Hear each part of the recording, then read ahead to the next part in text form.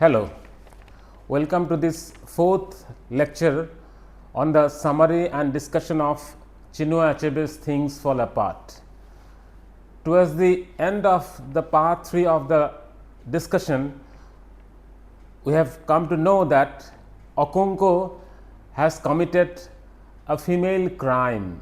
A female crime in Umuofia means an unintentional crime committed, and it was accidentally that Okonkwo shot Ogbuefi Ezeudu's 16-year-old son during the final salute giving ceremony or after the death of Ogbuefi Ezeudu.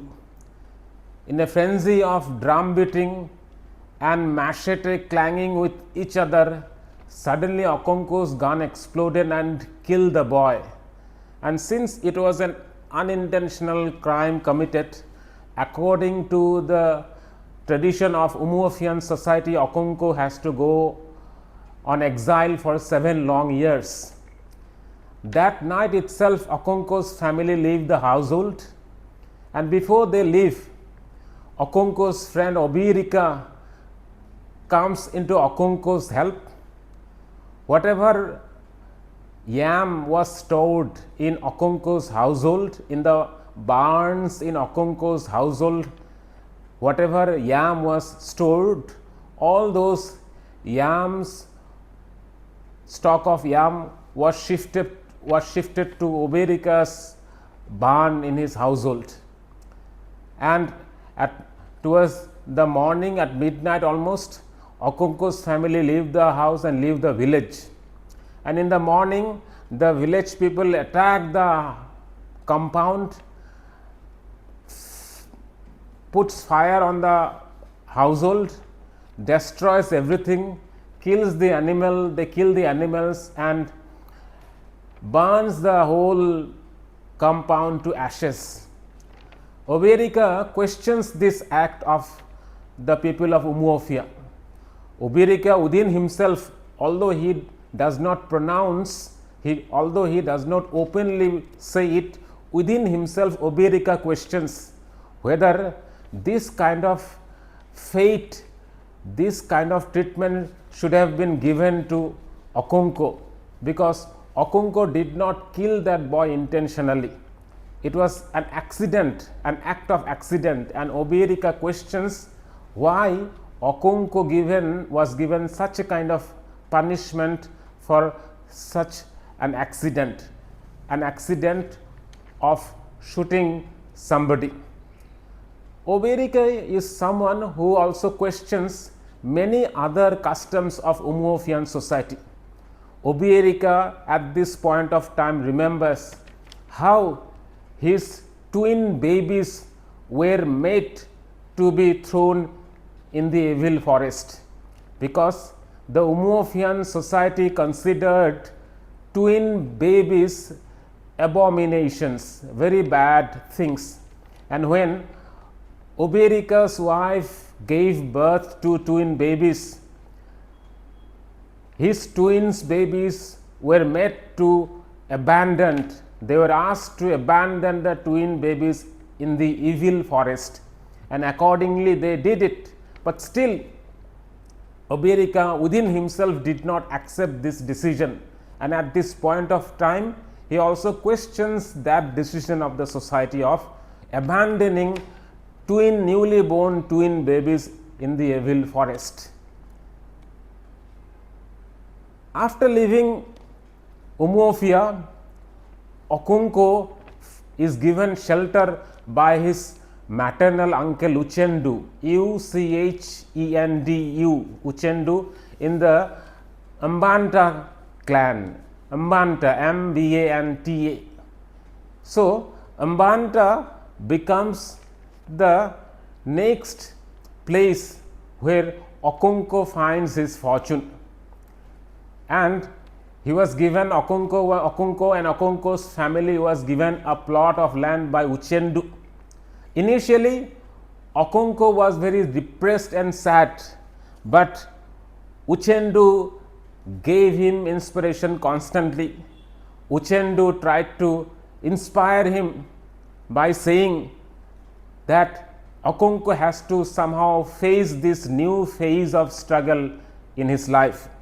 Uchendu told Okonkwo, for whom it is well, for whom it is well, there is no one for whom it is well. That means Uchendu was trying to explain to Okonkwo that for everybody there is continuous constant struggle in the life. Everybody has to face struggle in the life, so Okonkwo should not lose heart, and Okonkwo should start afresh this struggle of life. And Okonkwo did exactly that.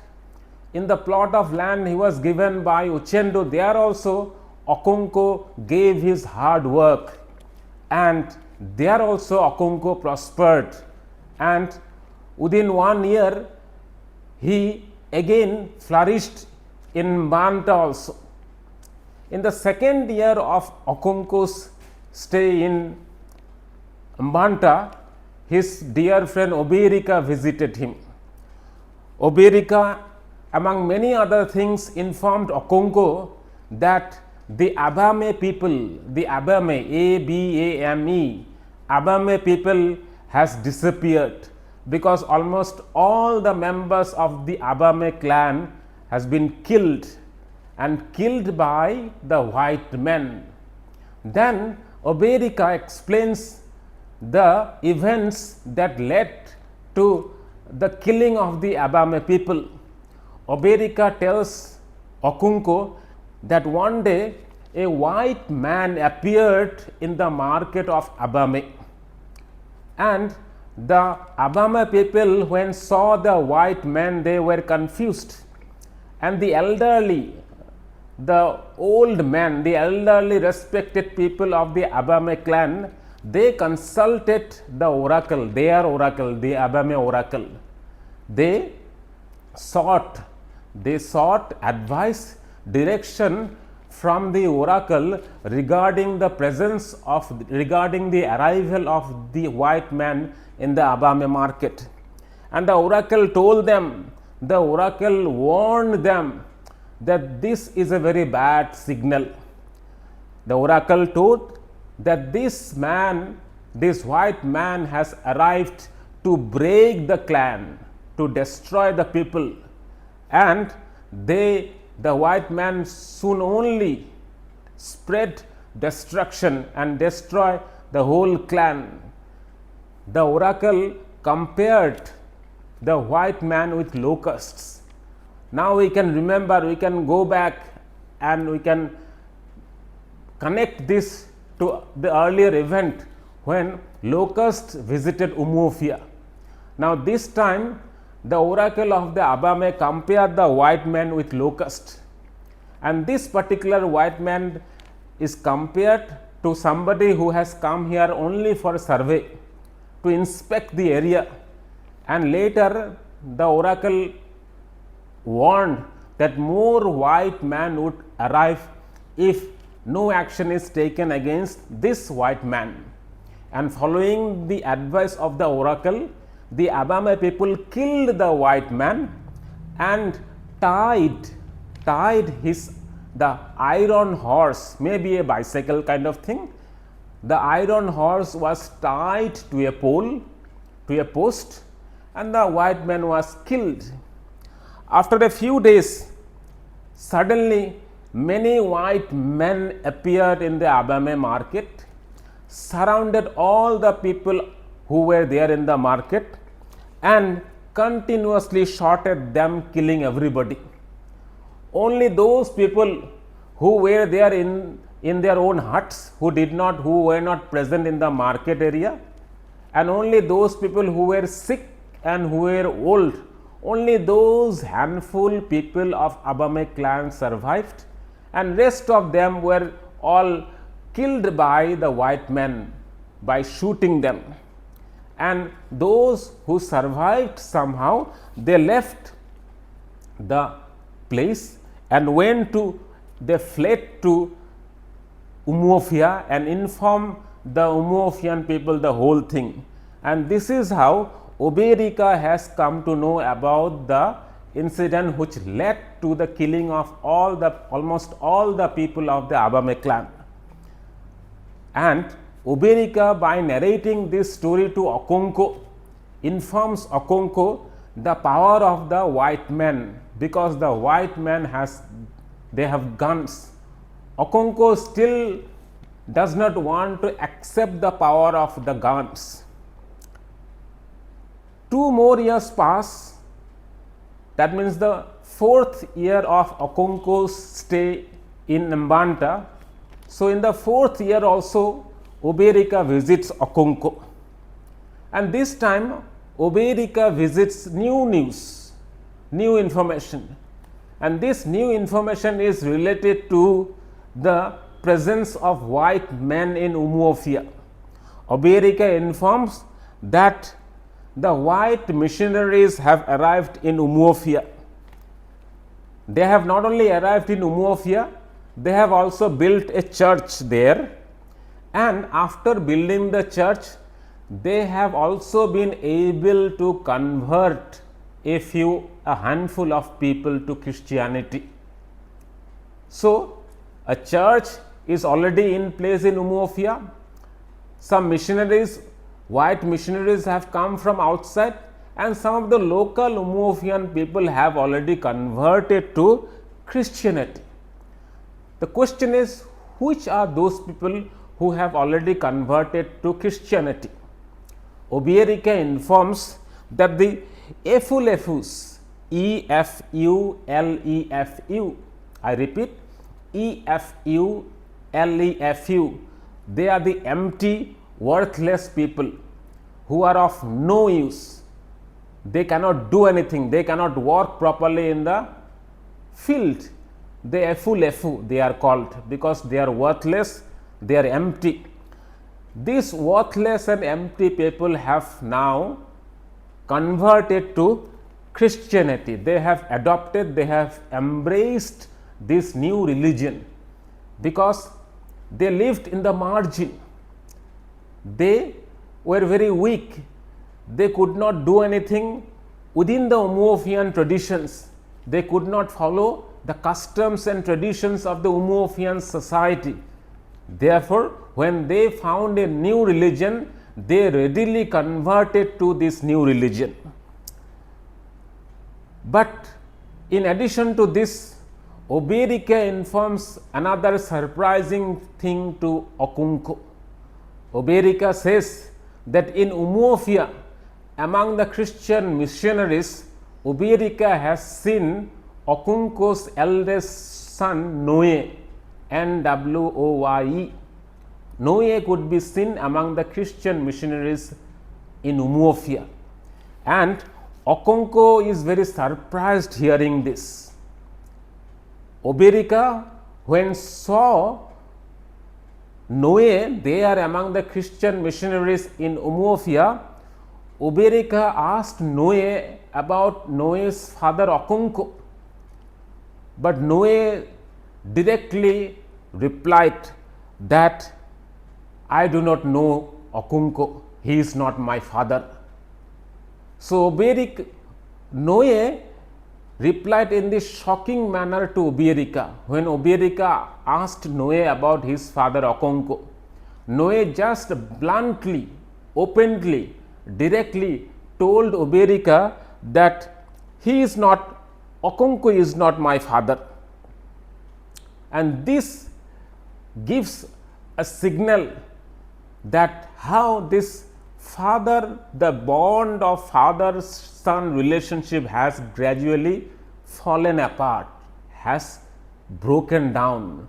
So, the title "Things Fall Apart" gradually find resonance, echo, connection in this kind of events, that the bond between the father and son has gradually fallen apart.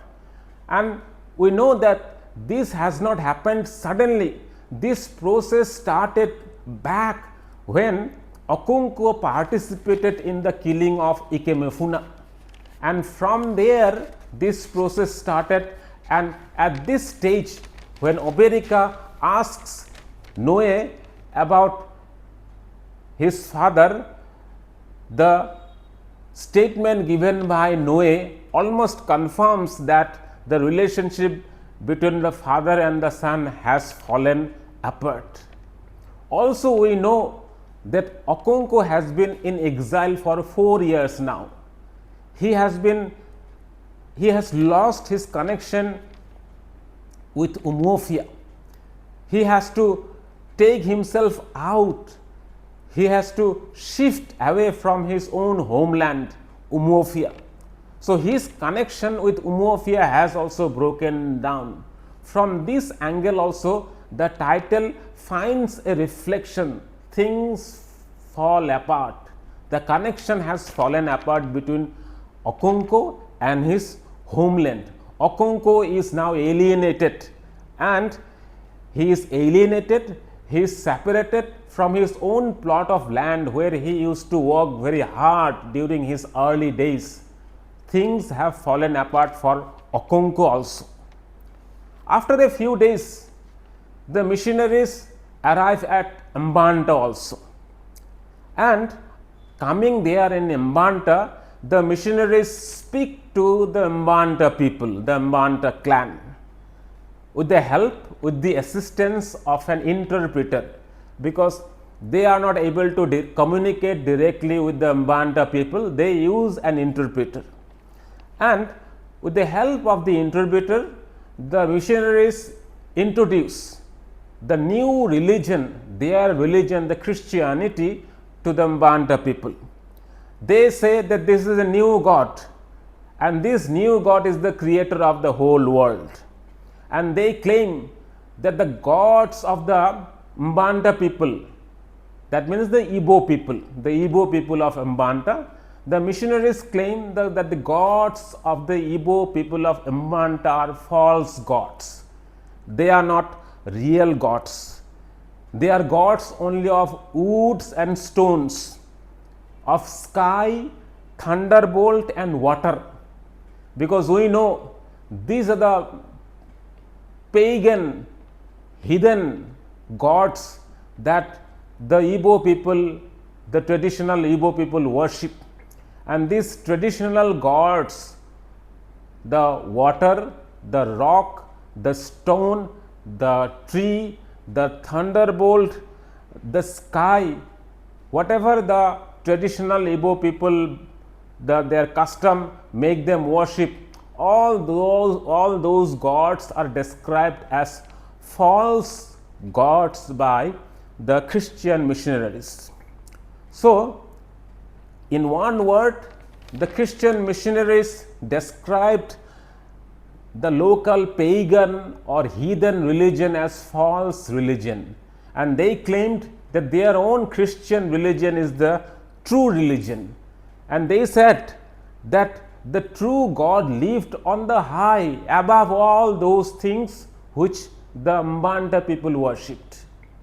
The true God actually controlled and created all those things the Mbanta people worship. That means trees, stones, water, sky and all other things which the Mbanta traditionally worship, they are all created by another higher force, and that higher force is the true God according to the white people.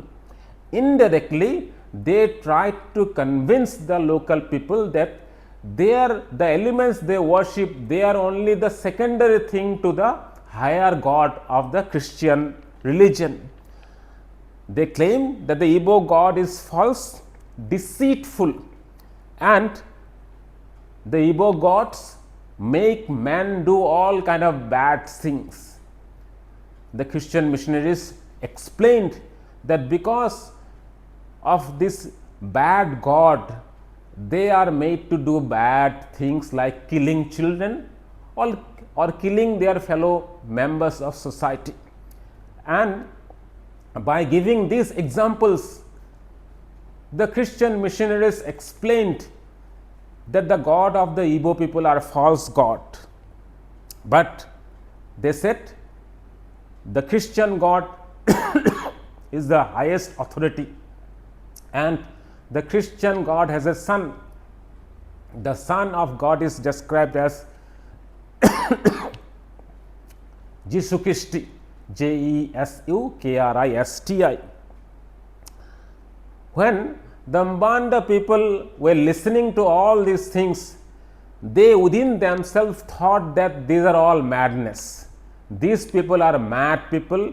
They are only delivering something mad to them. Nobody was impressed with whatever the missionaries explained to Mbanta people that day.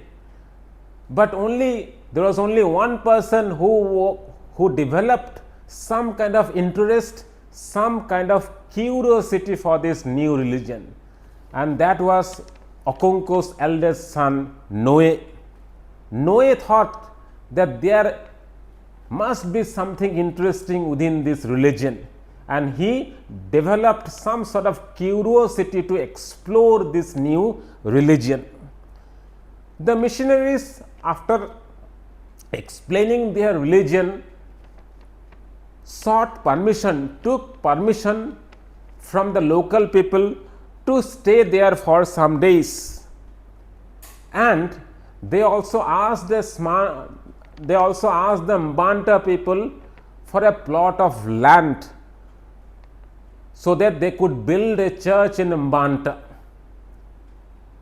The local people first thought about this offer, then they decided to give a plot of land to the Christian missionaries inside the evil forest.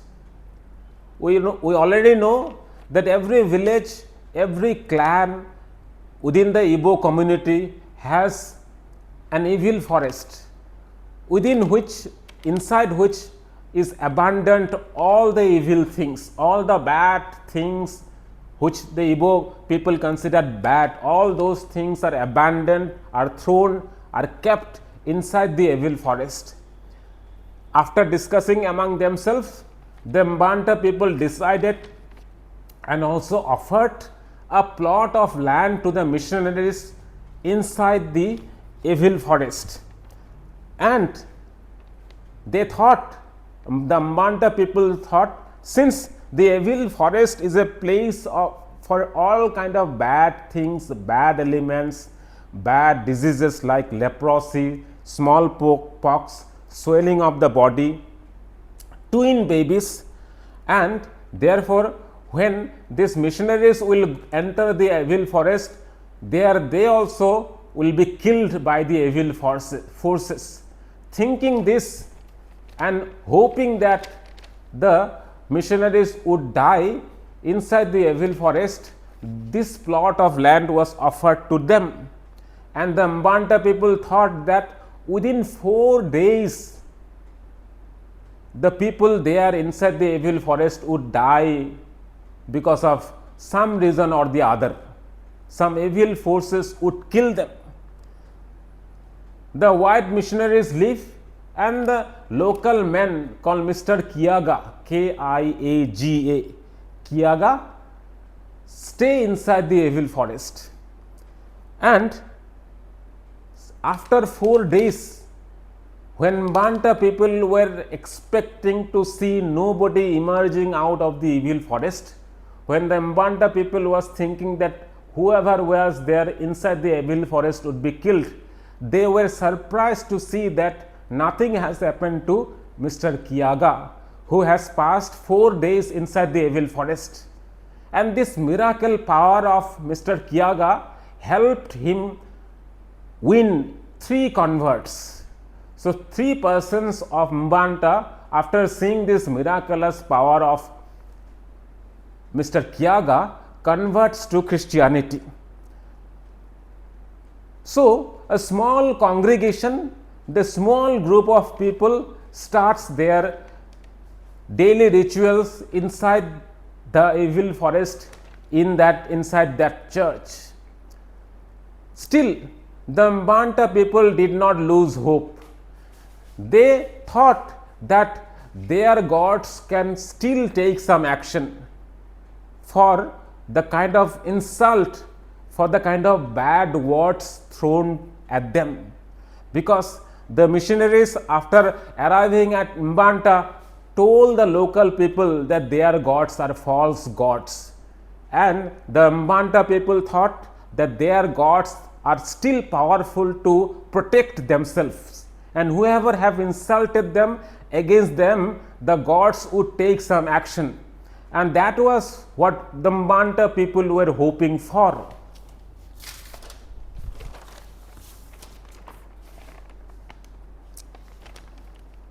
When after 4 days Mr. Kiyaga was, nothing happened to Mr. Kiyaga, and in addition to that he has got 3 converts, a small team of Christian people were there inside the evil forest. The Mbanta people still thought that even within 28 days God will act. If it was not within 4 days, they were quite sure that within 28 days some kind of action would be taken by their gods for disrespecting them. But even after 28 days, nothing happened to them, to the people inside the evil forest. And seeing this miracle, more people started converting to Christianity. And among them was a lady, the first lady from Mbanta who converted to Christianity was a lady named Neka, N-N-E-K-A. N-N-E-K-A was the first lady of Mbanta to convert to Christianity. She was the wife of somebody called Amadi, A-M-A-D-I, A-M-A-D-I.